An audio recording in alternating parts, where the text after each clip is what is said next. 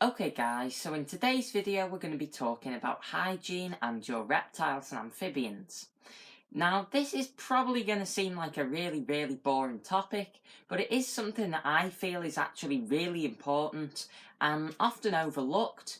So if Chard doesn't make too much noise, I'm going to crack on with this video. So let's get straight into it. So I'm actually going to talk about this in two sections because there are sort of two distinct areas to do with hygiene that are actually important with reptiles. The first one, and perhaps the most obvious to newcomers, is hygiene between us as owners and our reptiles.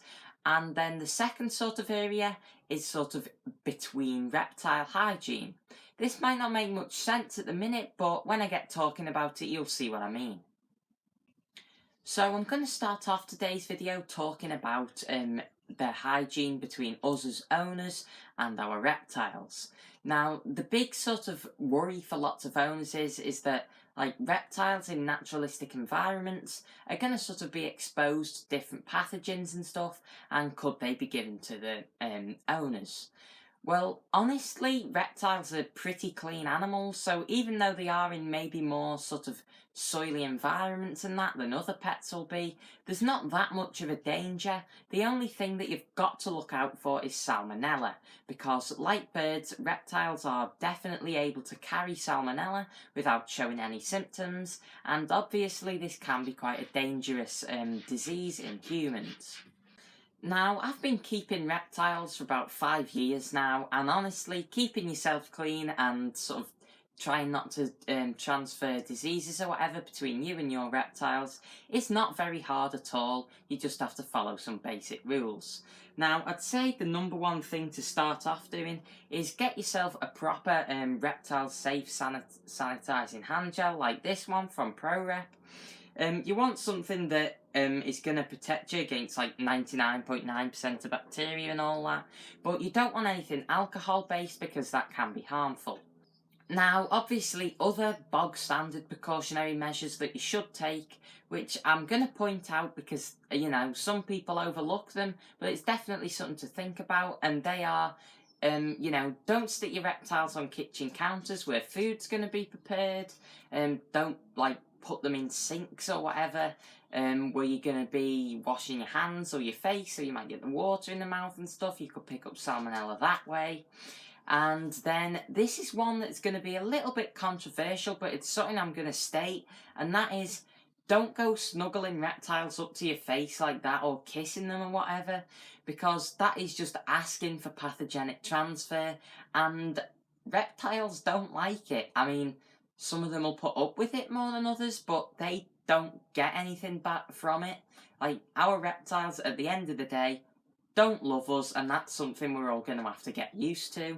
So no matter how much you like hug them or whatever, you're only basically increasing the risk of you spreading disease to your animal, which could hurt them, and vice versa. But apart from those simple rules, keeping yourself clean is not very difficult. So, as you can see, keeping yourself clean is not really a big ask. As long as you're just sensible with cleaning stuff, you'll be fine because, you know, reptiles on the whole, as I've said, are not dirty animals. They're far cleaner than many other pet animals, like, you know, dogs and stuff are just intrinsically going to be more dirty going outside and all stuff than an animal that's kept in a cage and, you know, is just relatively clean anyway. So, the thing that I want to spend more time talking about is something that is often overlooked with people that keep reptiles and amphibians, and that is hygiene sort of between the individual animals that you've got. So something that I see far too commonly in like reptile videos online and stuff is people with lots or multiple animals even taking them out and like showing them off or whatever, and then they put them back in their enclosure, open up the next one, take the next one out, and then put them back and don't think about it. Like, when you're picking up one animal and then picking up another, there is going to be transfer of microorganisms when you're doing that. And with these animals that hide their illness so well until the very last minute, you could very easily be passing on a disease round your collection that in a few weeks' time may finish them all off. But if you just exercised a bit better hygiene, then you would have saved lots of animals.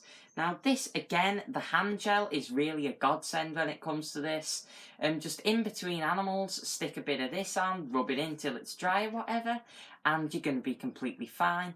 But it is something that so many people overlook, and so it's definitely something that I wanted to talk about in person.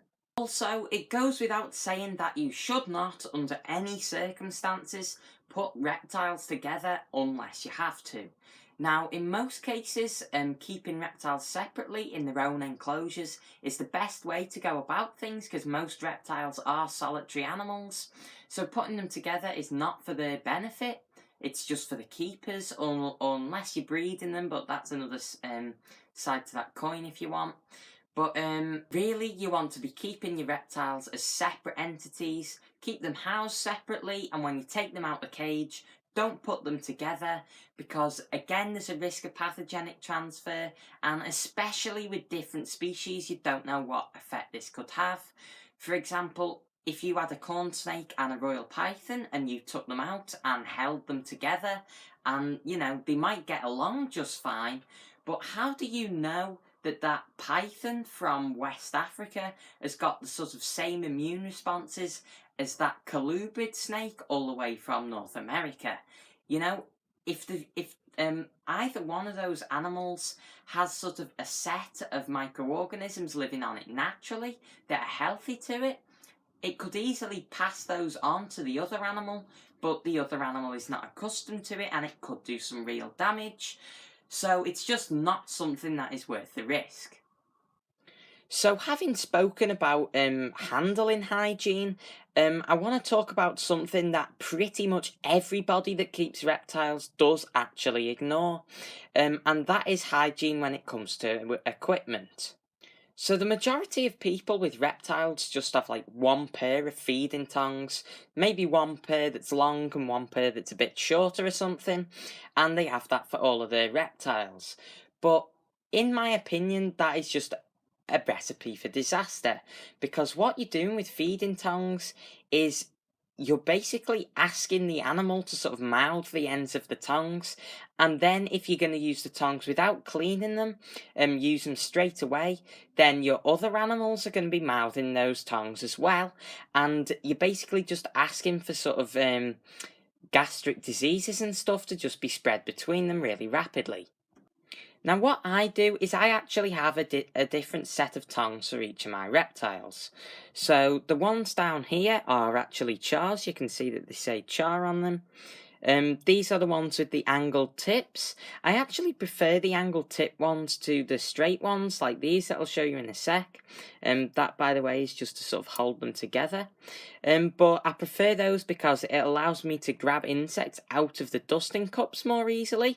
Just a bit of personal preference. But then these straight ones, these are red the corn snakes.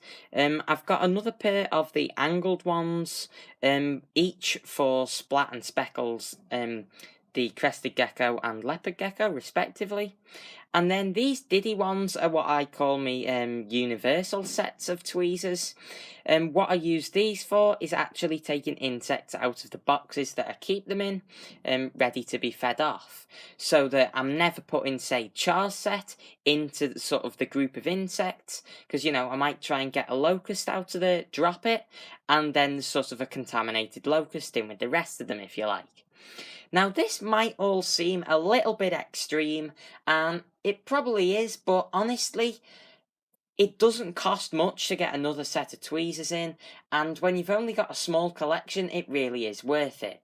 If you have a larger collection, say you have a couple of hundred reptiles or something, where having a different set of tweezers for each one is going to be costly and sort of cumbersome to work around, you know, which snake does this set of tongs belong to, for example.